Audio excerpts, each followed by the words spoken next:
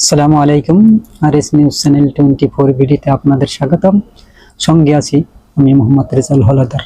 প্রথমে আসি বাংলাদেশ এবং ভারত প্রসঙ্গে টান উত্তেজনা ভাব একটি সংবাদ। ভারতীয়রা অনেক গণমাধ্যম এবং সংবাদ কর্মীরা এবং ভারতের উগ্রপন্থী কিছু লোকজন আছে, তারা বাংলাদেশে ঢুকে বাংলাদেশ দখল করার পরিকল্পনা করছে।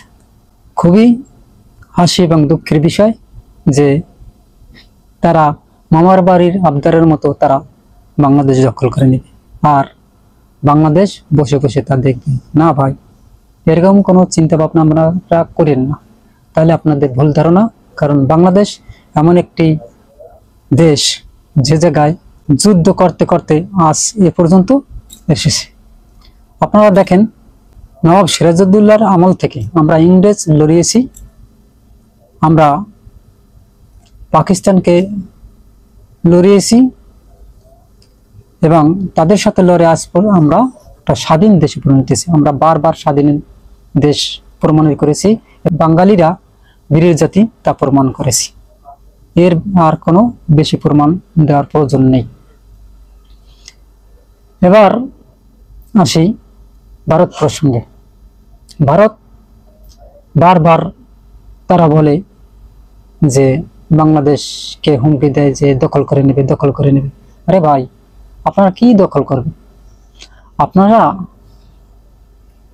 যদি ভালো হতেন, আপনাদের প্রতিবেশী কারো সাথে তো আপনাদের ভালো সম্পর্ক নেই। চায়নার সাথে আপনাদের ভালো সম্পর্ক আছে, পাকিস্তানের সাথে আছে, বাংলাদেশের সাথে তো নেই। কিছুদিন আগে ছোট কান্ট্রি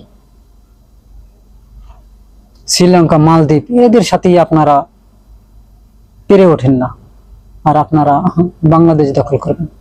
বাংলাদেশে প্রায় 20 কোটি লোক, 15 কোটি লোক জীবন দিতে প্রস্তুত। পারবেন আপনারা জীবন দিতে? আসুন, আপনাদের ওয়েলকাম জানাই। দেখি আপনাদের কত ক্ষমতা। একটা ফিরে যেতে পারবেন না, এই চিন্তা করে যদি আসতে পারেন তাহলে আইসেন। ক্ষমতা থাকলে দেখি আপনাদের কত ক্ষমতা। আপনারা বাংলাদেশ নিয়ে পড়ে আছেন কেন? আপনারা আপনাদের দেশ নিয়ে পড়ে থাকুন। আপনাদের দেশ যে ভেঙে যাচ্ছে, 7 সিস্টার এবং করিডোর যে চায়নারা দখল করতে আছে, সেটার প্রতিরোধ করুন।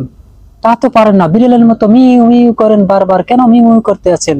বাংলাদেশ দখল করবেন, বাংলাদেশ দখল করবেন। এটা কি আপনার বাপের সম্পত্তি যে দখল করে নেবেন আর আমরা আঙ্গুল চুষবো? আপনারা পারলে আইসেন, লুঙ্গি একটারও থাকবে না, কাপড় খুলে রেখে দেবো বাঙালিরা। বেশি কিছু আর বললাম না, আজ স্বল্প সময়ের জন্য পর্যন্তই। আসসালামু আলাইকুম রহমতুল্লাহি ওয়া বারাকাতুহু।